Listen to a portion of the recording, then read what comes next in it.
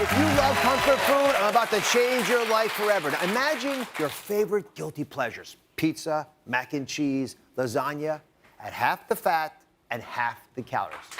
Like that idea?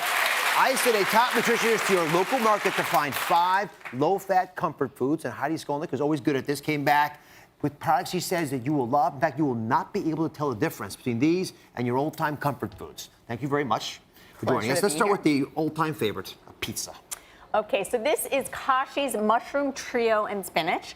The typical one-third of a pizza is a serving. So a third of a pizza? A third of a pizza. And if you compare that, a typical serving is 16 grams of fat. This is 9 grams of fat. Oh, good. Now, the great thing about this, though, is you still, when you bite in, you want that mouthfeel. That's what's driving the comfort food sensation. So there's still cheese, and that's important. We don't want to go no fat necessarily. You know, fat helps to satisfy us and taste good, and we need it for hormones and lots of different things. So you still get that mouthfeel, but then they reduce the fat, and the crust, because it's Kashi, is that whole grain crust. You get 4 grams of fiber, and it helps to fill you up. So 250 calories is a serving. That's probably not quite enough for a dinner, but you have room now to add a side salad, have some fruit for dessert. Nice volume. All right, mac and cheese is the next comfort food. You guys are always pushing me for. What's the best low-fat version of this? Okay, so this is Annie's homegrown deluxe shells and Wisconsin cheddar. It's a mouthful. It is a mouthful. 1 cup, typical serving, 17 grams of fat. This is 10 grams of fat. That's good. Now they say that it is that Wisconsin cheese that makes you don't need to use as much cheese, because the cheese, of course, that is so part of all of our comfort foods drives up that artery clogging saturated fat. And so every time you reduce cheese, you're going to reduce some calories, reduce some fat. The other thing is, in preparation, they don't use any butter, and they use low-fat yogurt and skim milk, which is something everyone could try in your food at home. Those substitutions where you're still getting creamy and salty, which is that sensation again, but at a much lower fat level. Very shrewdly done, very clever devils. All right, I love lasagnas, and I know that a lot of folks use them as their comfort foods, but with the cheese and the extra carbs that are in there, it sort of shies, pushes us away from what we want to do. What do we have as an alternative? So this is Amy's light and lean spinach lasagna, and of course, the minute it's not meat, you're going to have less fat.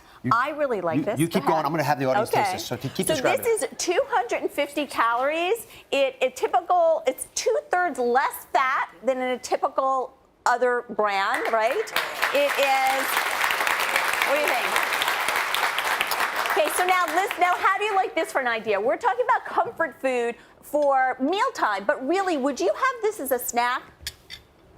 I would eat that anytime. She would eat it anytime. I like that. So this is important. For most women, a snack is anywhere from 100 to 300 calories, depending on how you distribute your calories for the rest of the day. So here it is, 4 in the afternoon. When you grab a candy bar, that could be 280 calories. Doesn't last very long. It's not bridging the gap till dinner, and there's no nutrition. This is a comfort food, 250 calories. Pop that in the microwave. You are satisfied.